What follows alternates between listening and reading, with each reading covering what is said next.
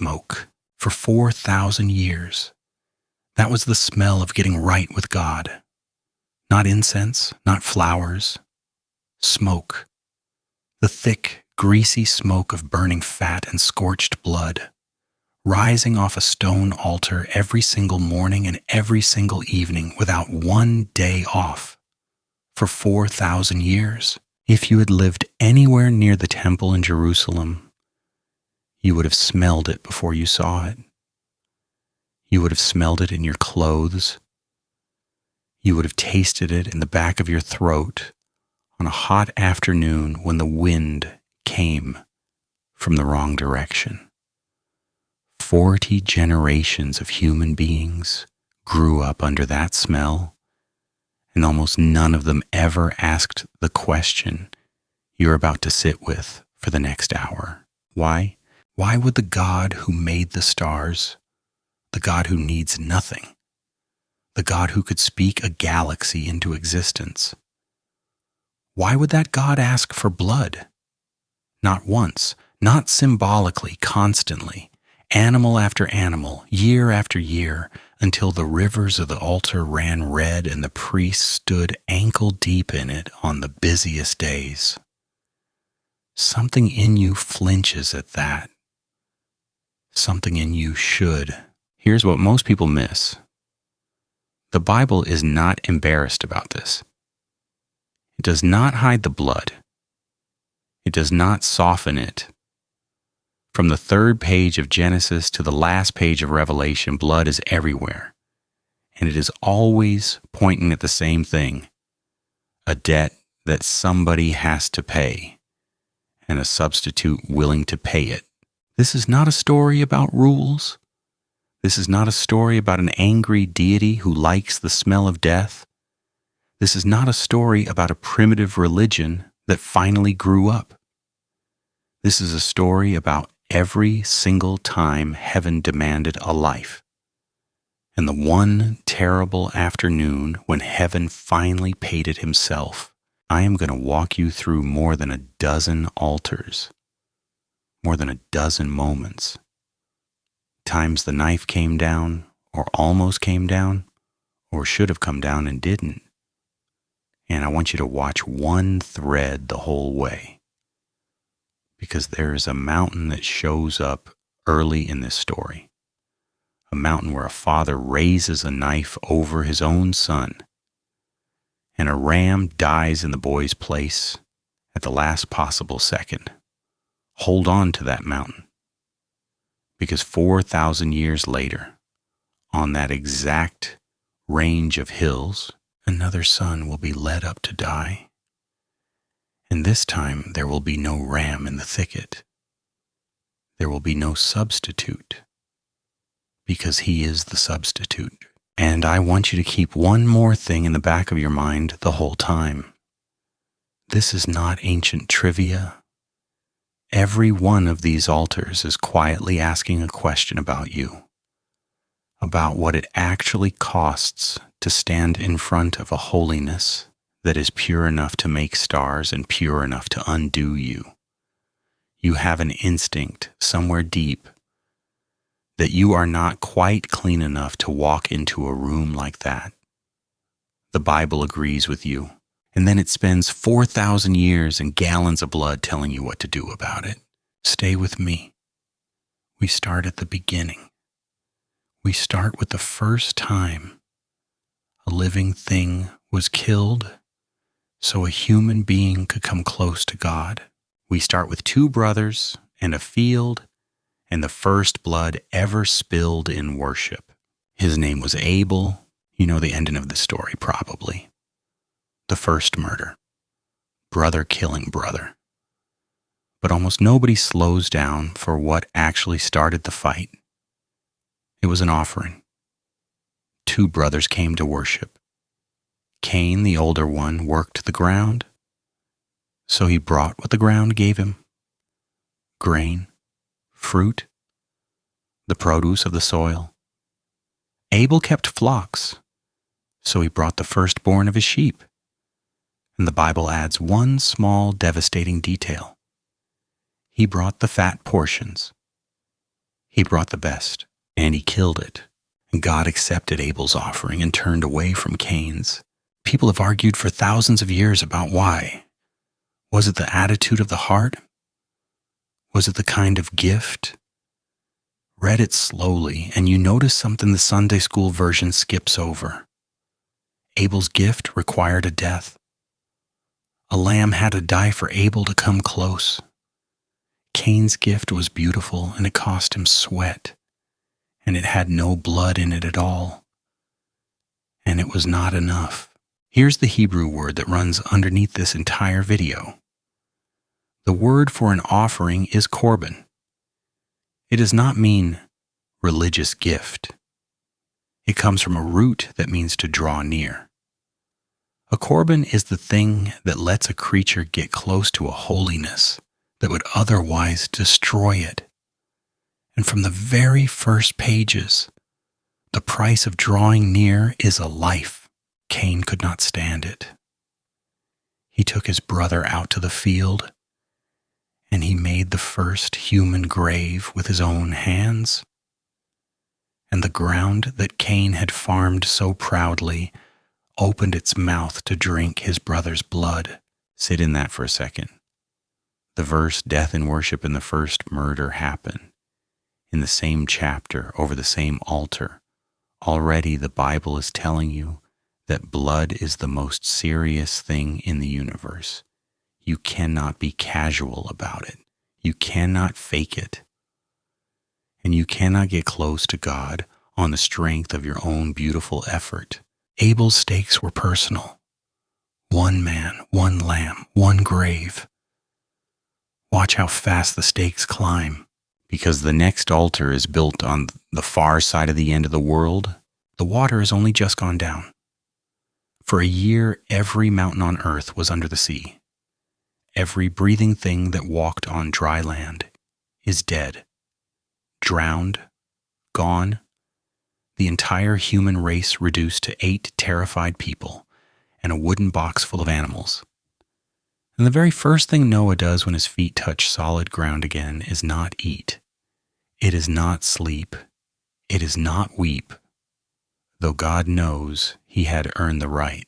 The first thing Noah does is build an altar and start killing animals. Think about how strange that is. He has just survived the largest extinction in the history of the planet. The whole earth is a graveyard. And his response?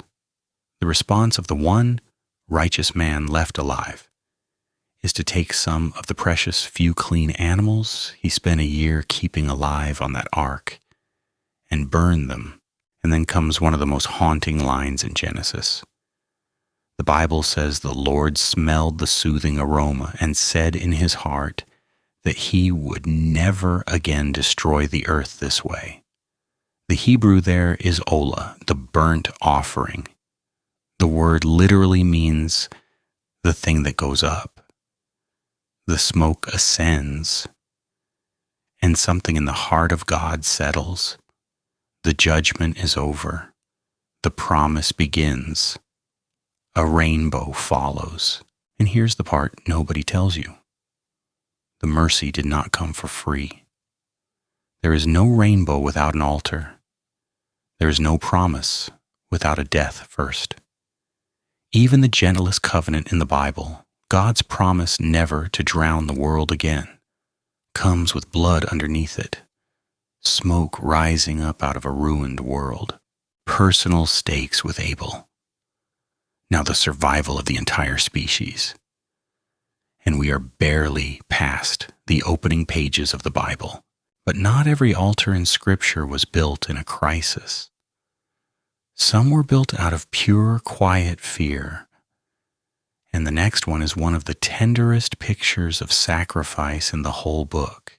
There was a man named Job, the richest man in the East, with 7 sons and 3 daughters and more livestock than he could count.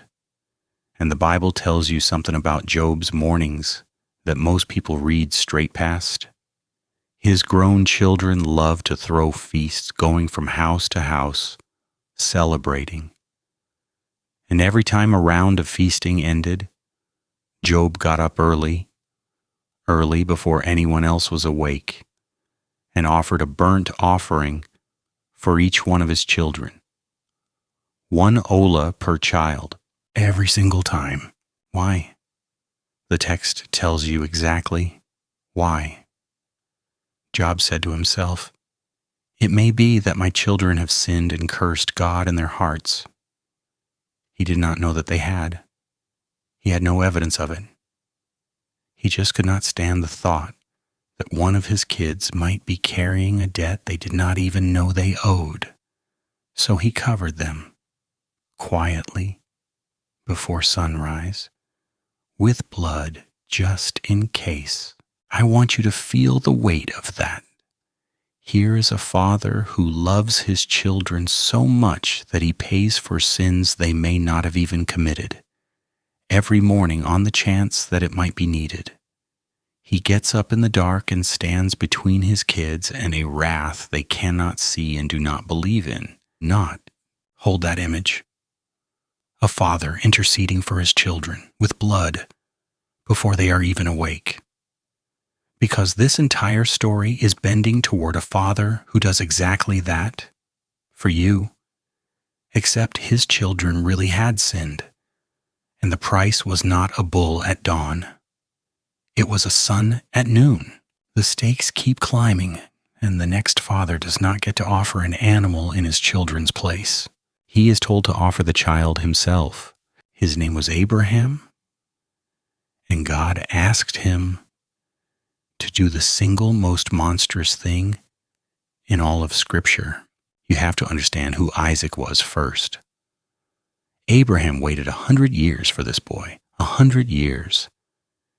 He and Sarah were so old that when God promised them a son, Sarah laughed out loud, laughed in God's face because the idea was a joke.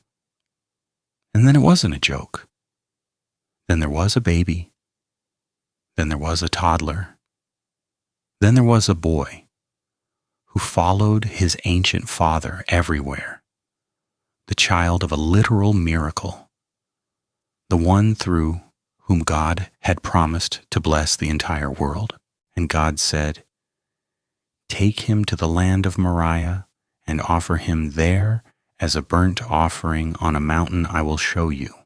Offer him as an ola, as the thing that goes up in smoke."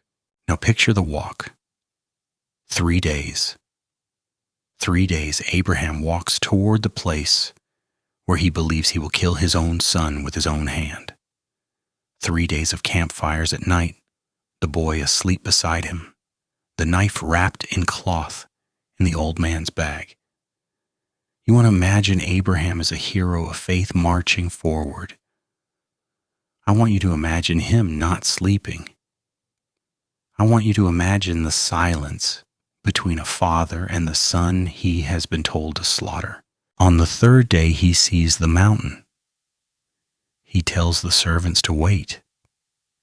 He loads the wood for the fire onto Isaac's own back. The boy carries the wood he is meant to die on. And if that detail makes the hair stand up on your arms, you're paying attention, because we are coming back to a man carrying his own wood up a hill outside Jerusalem before this is over. And then Isaac asks the question that has broken the heart of everyone who has ever read it. He says, "Father, here is the fire and here is the wood, but where's the lamb for the burnt offering?" And Abraham answers with the line that holds this entire video together. He says, "God will provide for himself the lamb. My son." They reach the top. Abraham builds the altar. He arranges the wood. He binds his own boy and lays him on top of it. And he takes the knife and he raises it over the chest of the child he waited 100 years for. And the angel of the Lord screams out of heaven, "Abraham, Abraham, do not lay a hand on the boy." And Abraham looks up, and there, with its horns tangled in a thicket, is a ram, a male sheep, caught, unable to run, provided at the exact moment of need. And Abraham takes the ram, and the ram dies, and Isaac walks down the mountain alive. A substitute died in the place of the son. Burn that into your memory. Abraham names the place, "The Lord will provide." And the writer of Genesis adds a strange aside, that to this day people say, "On the mountain of the Lord it shall be provided." A promise set down on a specific patch of rock that something would one day be provided there. Now, Hanidim, here is the thread I need you to hold. Centuries later, when Solomon builds the temple, the building where that smoke will rise for 1,000 years, the Bible tells you exactly where he builds it. 2 Chronicles chapter 3, verse 1. Solomon began to build the house of the Lord at Jerusalem on Mount Moriah, the same mountain. The altar where Abraham's son was spared becomes the altar of the entire nation. And we are not done with that mountain yet. Not even close.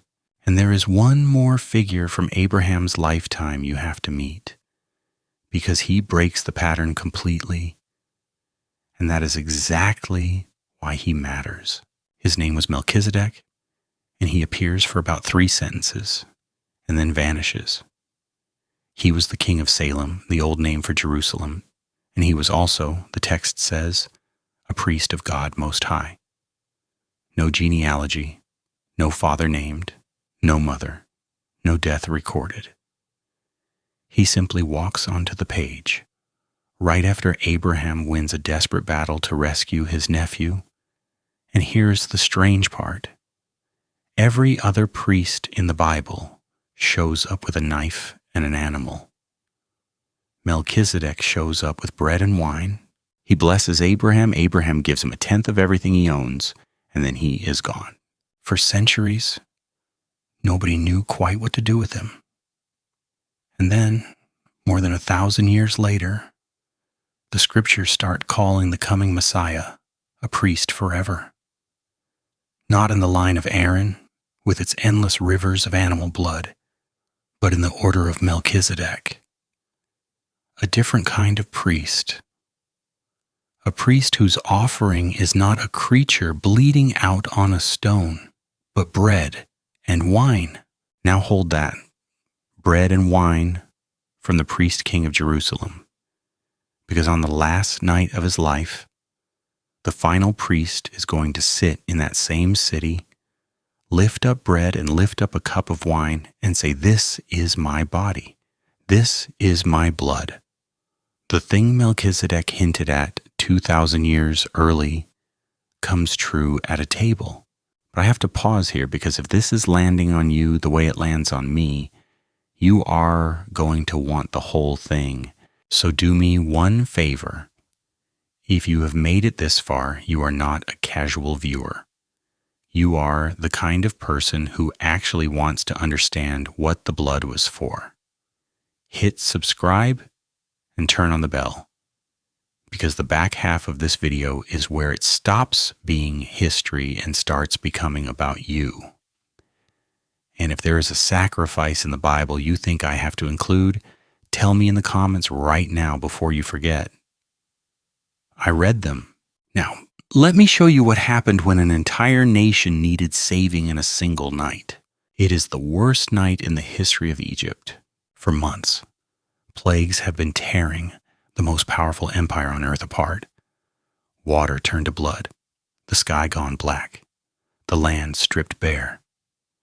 And now God tells Moses, there is one plague left, and it is the one that ends everything. At midnight, the firstborn son of every household in Egypt is going to die.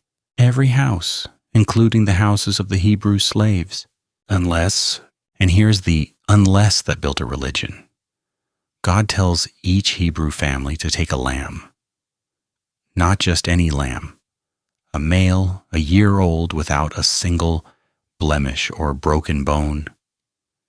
They're to keep it for 4 days, long enough that the children name it, long enough that it stops being livestock and starts being part of the family. And then, at twilight, the father of each house is to kill it and catch its blood, and paint that blood across the top and sides of the doorway with a brush of hyssop. And God says, when I pass through Egypt tonight and I see the blood, I will pass over you. Read that again. The blood does not earn anything. The blood is not a reward for being a better people. The Hebrews were slaves. They had nothing. They had done nothing. The blood is a sign, it says, as death has already happened in this house. A lamb has already died here. The firstborn of this family is already covered, and in every house with blood on the door, the firstborn son woke up the next morning alive because a lamb had died in his place the night before.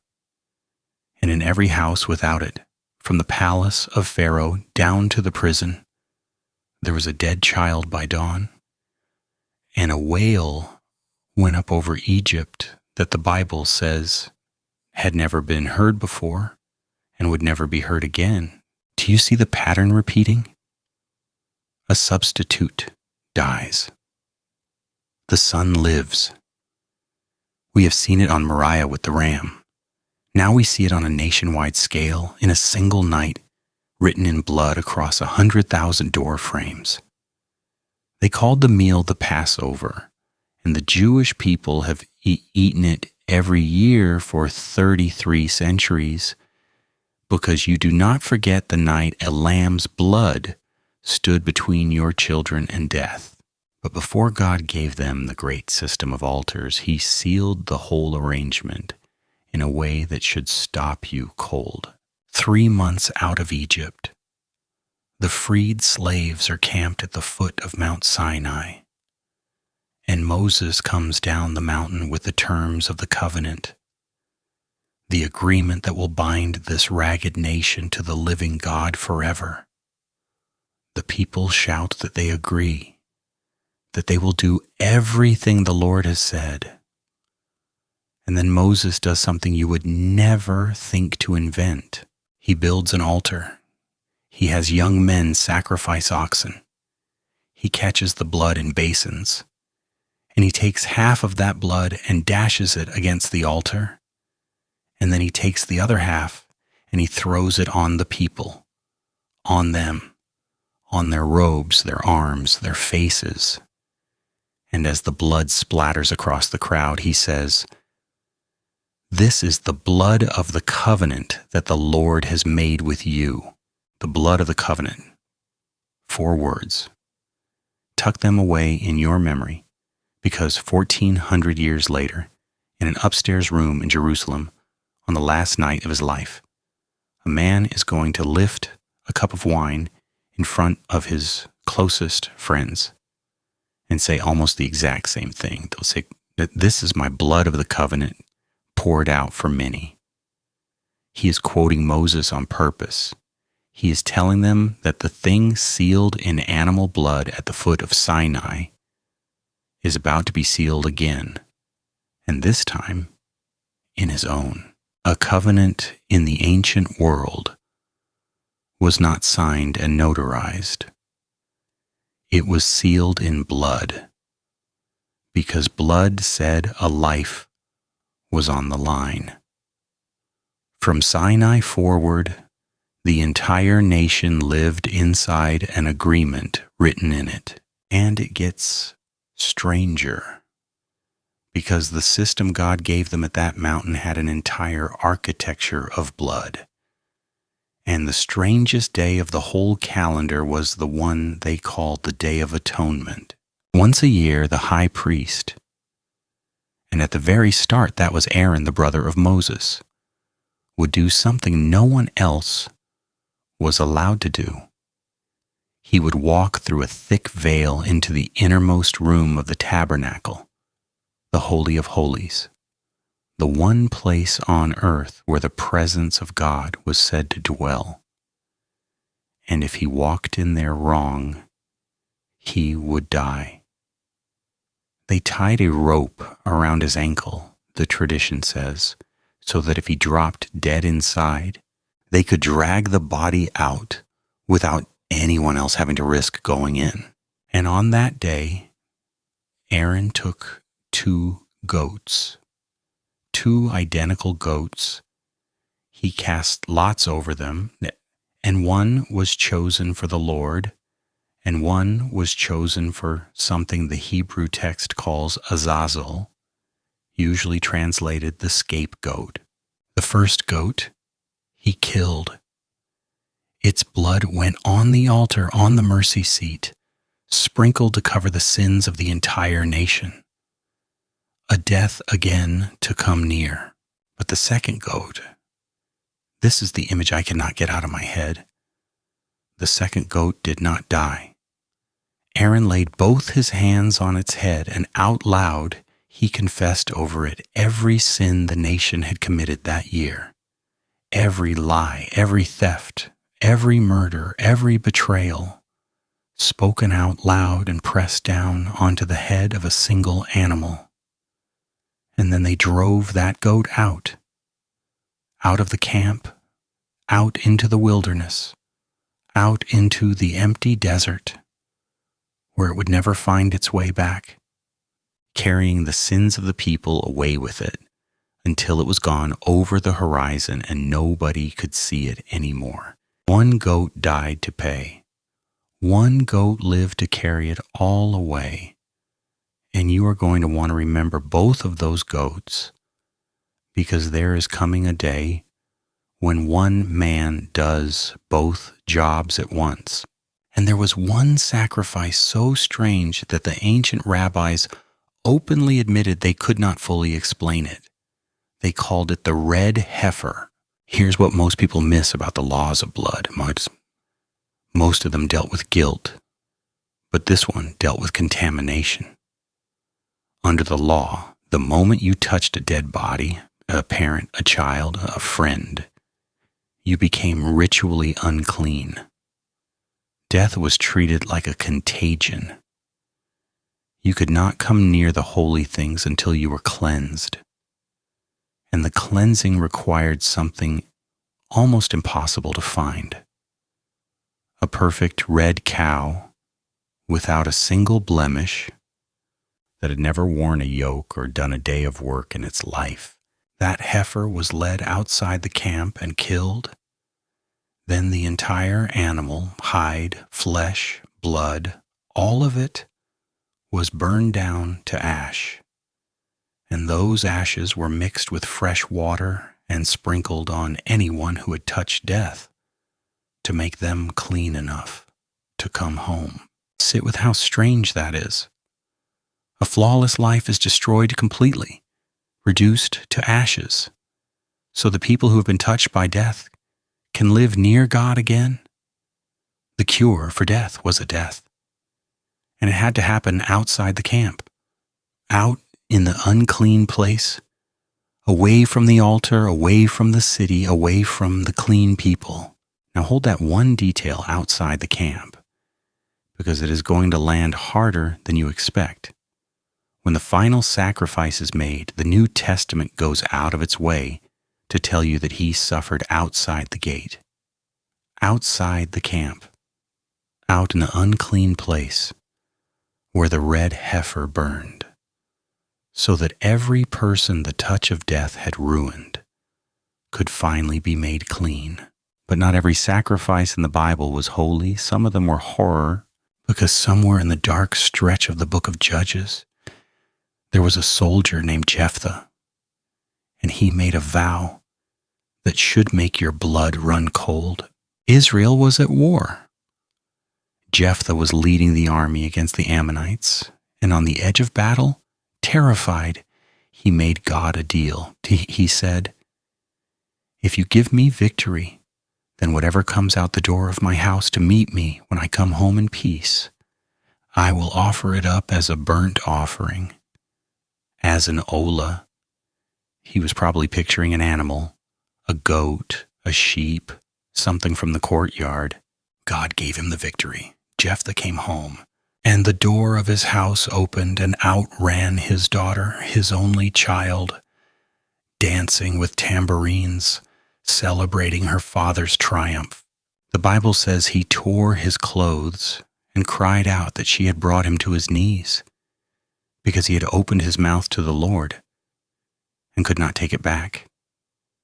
And his daughter, and this is the detail that wrecks me, his daughter does not run. She tells him to keep his word. She asks only for 2 months to wander the hills and weep with her friends, because she will die, having never been a wife, never a mother. And then she comes home, and the text goes quiet, and the worst thing in the book of Judges happens just off the page. I want to be careful here, because people argue about exactly what happened to her. But the Bible does not put the story in to approve of it. It puts it in as a warning written in a daughter's blood. This is what happens when human beings try to bargain with God using a life that was never theirs to give. Real sacrifice, the kind heaven actually accepts, is never something you extract from someone weaker than you. It is something a substitute freely gives in the place of someone who could not save themselves. Jephthah got it exactly backwards, and a girl paid for it. But put that horror next to a woman who gave up a child the right way, because the contrast is the whole point. Her name was Hannah, and for years she could not have children, and it was slowly breaking her. She wept so hard and prayed so silently at the tabernacle that the old priest watching her thought she was drunk. And in that prayer she made a vow of her own. But watch how different it is from Jephthah's. She did not promise to destroy a child to get what she wanted. She promised that if God gave her a son, she would give that son back to God, alive, for his whole life, in service. God answered. She had a boy and named him Samuel. And the moment he was weaned, still just a small child, Hannah walked him up to the tabernacle, handed him to the priest, and left him there to be raised in the house of God. And then instead of weeping, she sang one of the most powerful songs in the entire Old Testament, pours out of a woman who was just handed over the only child she ever begged for. Do you feel the difference? Jephthah took a life. Hannah gave one. Jephthah's child died in terror. Hannah's child lived to become the prophet who anointed Israel's first 2 kings. The same act is surrendering a beloved child to God turns into a horror in one story and the doorway to a nation's future in the other. The difference is whether you are clutching God for what you can squeeze out of him or trusting him with the thing you love most. Hold that grief and that hope side by side, because the next altar is neither it is a blaze of fire and triumph, the most cinematic sacrifice in the entire Old Testament. A drought has been strangling Israel for 3 years. No rain, the crops are dead, and the prophet Elijah challenges the whole rotten system to a contest on the top of Mount Carmel, him alone against 450 prophets of the false god Baal. The deal is simple. 2 altars, 2 bulls, no fire lit by human hands. Whichever God answers by sending the fire himself, that is the real God. The prophets of Baal go first. All day they cut themselves with knives and dance and scream at the sky, and nothing happens. Elijah mocks them. Maybe your God is asleep, he says, Maybe he's on a journey. Maybe he's in the bathroom. Hour after hour. Silence. An empty sky over a dead bull. Then Elijah builds his altar.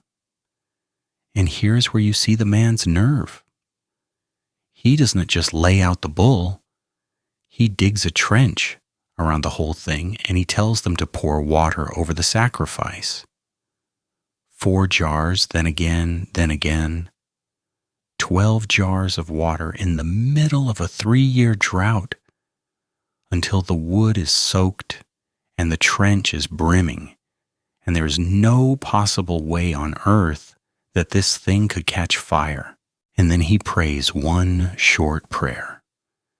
And fire falls out of heaven and consumes the bull, the wood, the stones, the dust, and licks up every drop of water in the trench.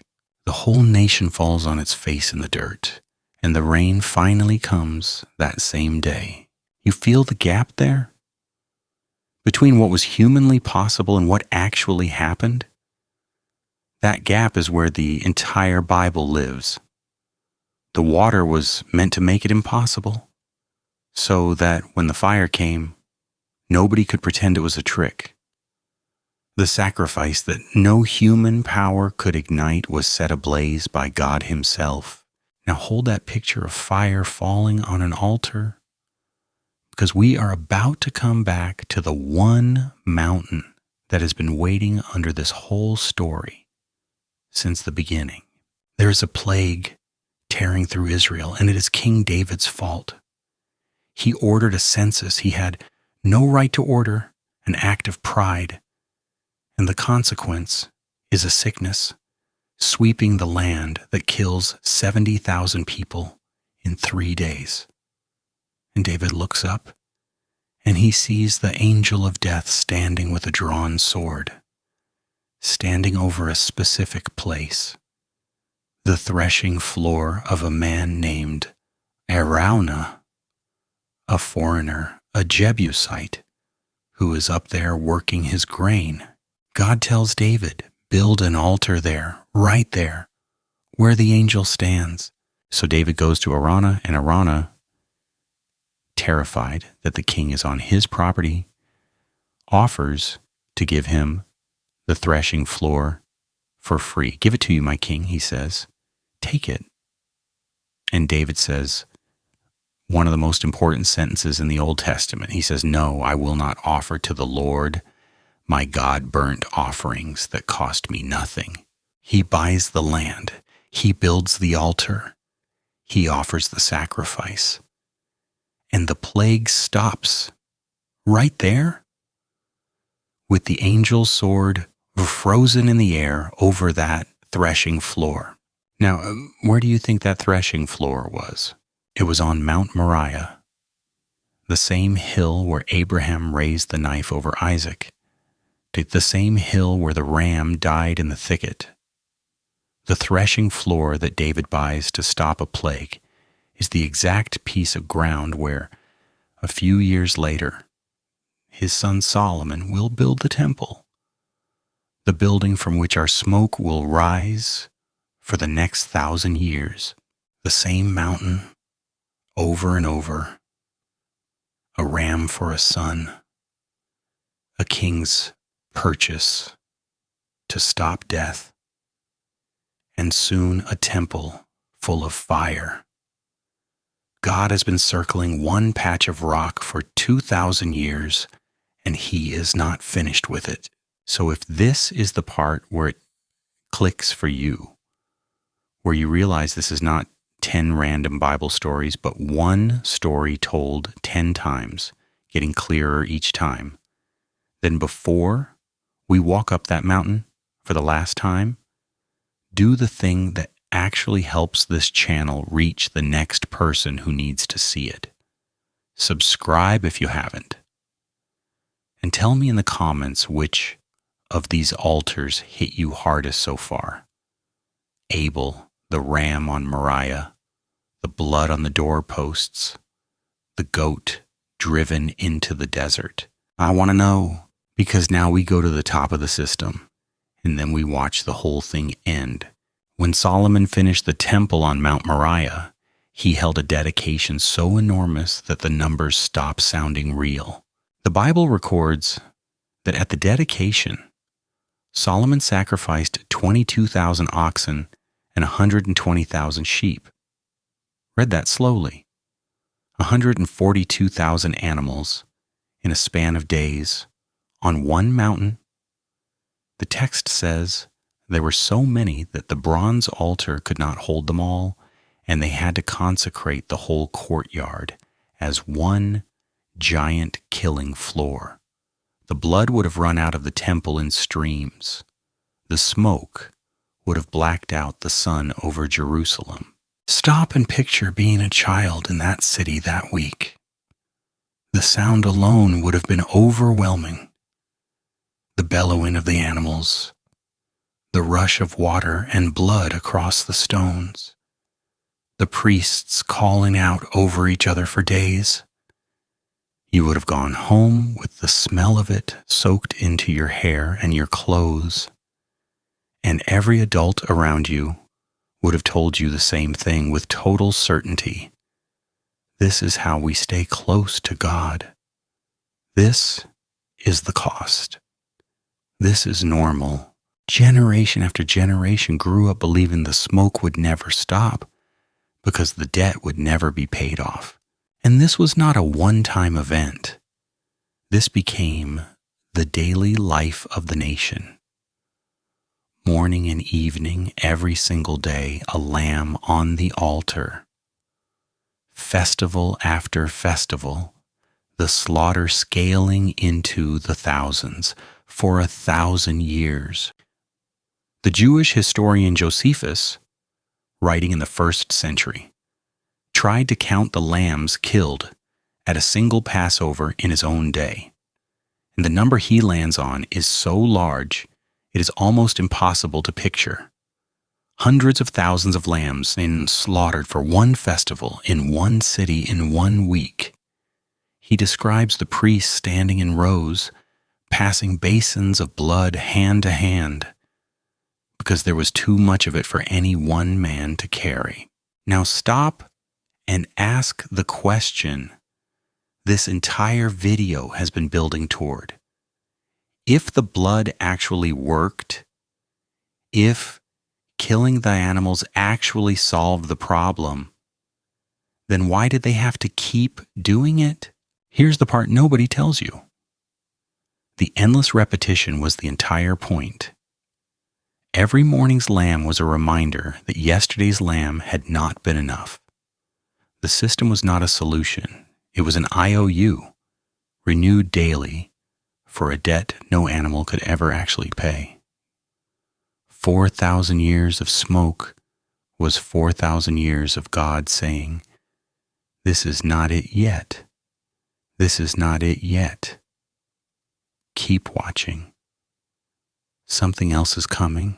And then one Friday, just outside the walls of Jerusalem, on the same range of hills where Abraham climbed with his son and his knife, it came. A man is walking up that hill, and he is carrying his own wood. Do you remember Isaac climbing Moriah with the wood for his own death strapped to his back? 2,000 years later, another son climbs the same hills with a wooden cross on his shoulders. And 30 years before this morning, the first time anyone ever pointed at this man in public, a wild prophet by the Jordan River had looked at him and said 5 words that nobody fully understood at the time. He said, "Behold, the Lamb of God." The Greek word he used was amnos, lamb. Not a teacher, not a king first, a lamb, the kind of thing you put on an altar. And now watch what happens, because every altar in this video is about to converge on one body. He is the ram caught in the thicket, except this time there is no other ram. On Moriah, God provided a substitute so Isaac could live. On this hill, God provides himself as the substitute, and there is no one to take his place, because he is the place. He is the Passover lamb, without a single broken bone, exactly as the law required, his blood marking a doorway so that death passes over everyone who stands behind it. He is both goats from the Day of Atonement at once, the one that dies to pay, and the one that carries the sin of the whole people out into a place from which it never returns. He is the fire that fell on Carmel and the sacrifice it consumed, the offering and the answer in one body. And do you remember the question Isaac asked on the way up Moriah, the one that has haunted this whole video? Father, where's the lamb? For 4,000 years, that question hung in the air over every altar in Israel. Every lamb they killed was the wrong answer. A down payment, a stopgap. Where is the lamb, the real one, the final one, the one that ends the killing for good? And on a Friday outside Jerusalem, on the same range of hills where the boy first asked it, the question is finally answered out loud, nailed to a piece of wood, bleeding. There he is. There is the lamb. God provided for himself the lamb, exactly as Abraham promised, on the exact mountain Abraham named. This is the modern bridge I want to leave you standing on. Forget the theology for one moment and just feel it as a human being. You know what it costs a parent to lose a child. You know it is the one loss the human heart is not built to survive. Now imagine being a father who could stop it, who has all the power in the universe to call it off, and choosing not to. Not because he had to, because the only way to get you back was to let his own son climb that hill in your place. That is what was happening on Moriah that Friday. The thing God stopped Abraham from doing to Isaac, God did not stop himself from doing. He went all the way through with it.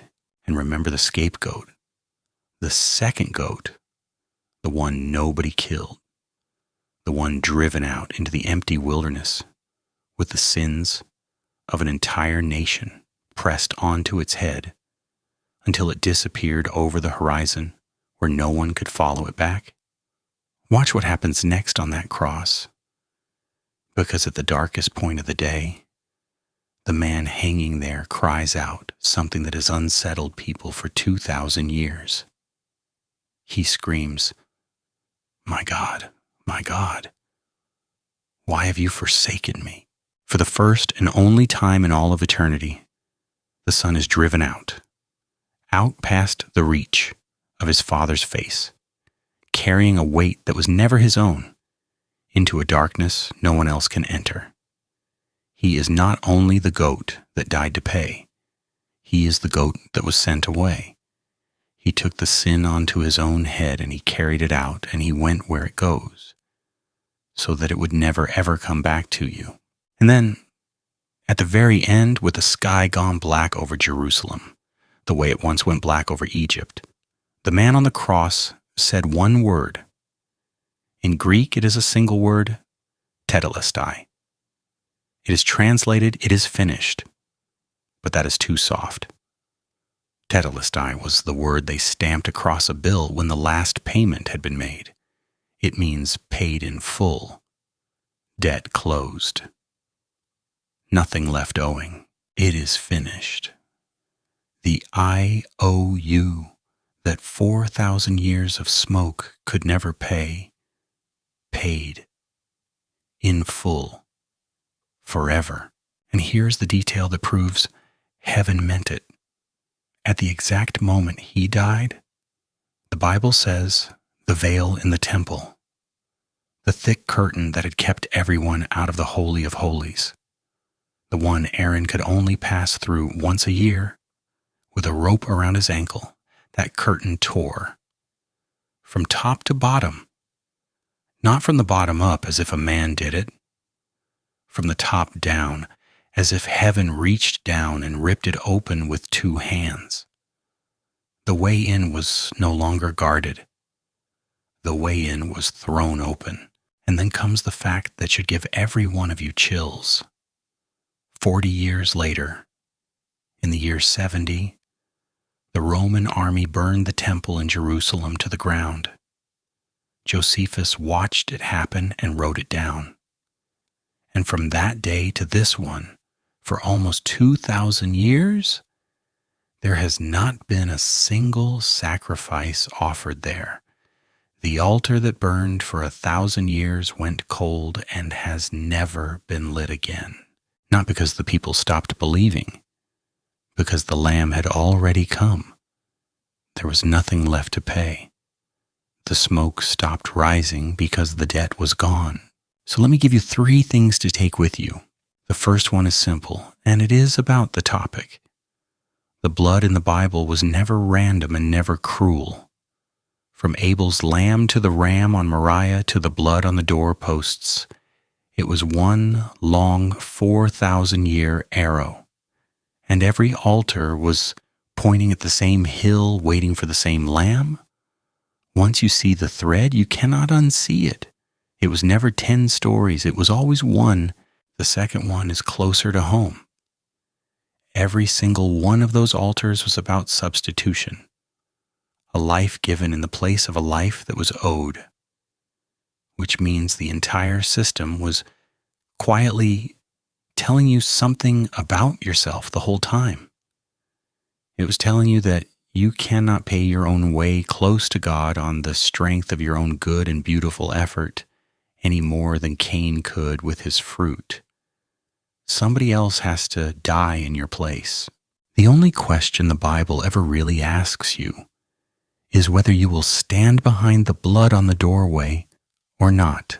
And the third one is the one I cannot make academic, because it is not.